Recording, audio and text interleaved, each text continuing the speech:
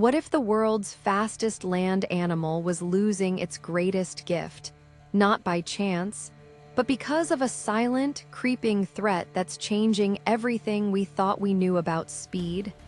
Picture the African savanna at dawn. A cheetah crouches in the golden grass, muscles coiled like springs. In a flash, it explodes into a sprint, a blur of spotted fur and focused power. For centuries, this image has defined the cheetah. Nature's ultimate speed machine, capable of reaching 75 miles per hour in just a few seconds. But what if I told you that iconic burst of speed is fading? That across Africa, cheetahs are becoming slower. And the reason isn't what you might expect. It's not about age or injury. It's not about laziness. It's a quiet, systemic shift happening right under our noses, one that reveals a deeper truth about survival in a changing world. Let's start with what we thought we knew. The cheetah's speed isn't just for show. It's a finely tuned adaptation, the result of millions of years of evolution. A lightweight frame, semi-retractable claws for traction, an oversized heart and lungs, a flexible spine that acts like a spring. Everything about this animal is built for acceleration. For a long time, scientists believed that speed was fixed, a genetic gift passed down through generations. But then, something strange started happening. Researchers tracking cheetahs in the wild began noticing a pattern. The top speeds recorded during hunts were dropping. Not by a lot at first, just a few miles per hour here and there. But over time, the trend became undeniable. In some regions, cheetahs that should have been hitting 70 miles per hour were maxing out in the low 60s. At first, many dismissed it as bad data or individual variation, but the numbers kept adding up. The decline was real, so what's causing it? The answer lies not in the cheetah's body, but in its world. The first piece of the puzzle is habitat fragmentation. Cheetahs need vast, open spaces to build up speed. You can't sprint through a maze. As savannas are carved up by farms, roads, and settlements, the cheetah's running lanes are disappearing. They're forced to navigate tighter, more complex terrain, which means they can't reach or sustain their top speeds. It's like asking an Olympic sprinter to run an obstacle course. They might still be fast, but they'll never hit their peak. But there's another, more surprising factor at play: prey behavior. Cheetahs primarily hunt small to medium-sized antelope like impalas and gazelles. These animals have also evolved under pressure.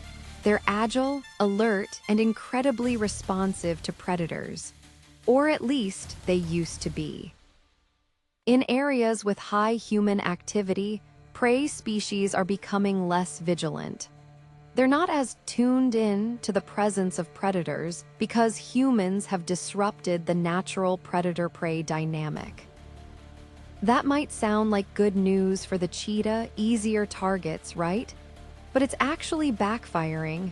When prey is less evasive, cheetahs don't need to push themselves as hard. A moderate speed is enough to catch a distracted impala. Over time, this creates a feedback loop. Cheetahs that don't sprint at their limits don't develop or maintain the same muscle strength, lung capacity, or neuromuscular coordination. It's a classic case of use it or lose it, but on an evolutionary scale. We're seeing a physiological softening, a slow erosion of the very traits that make cheetahs extraordinary, and then there's the heat. Climate change is raising temperatures across Africa, and cheetahs are particularly vulnerable to overheating. Their incredible bursts of speed generate massive amounts of metabolic heat. In hotter conditions, they can't run as long or as fast without risking fatal overheating. So on warmer days, they consciously hold back, conserving energy, reducing risk, but also slowly unlearning their own greatness. Put these pieces together, and you begin to see the full picture. This isn't just about slower sprints. It's about an entire species adapting to a world that no longer demands or even allows its most spectacular ability. The cheetah is becoming a version of itself that fits into a quieter, more constrained reality. But here's the twist.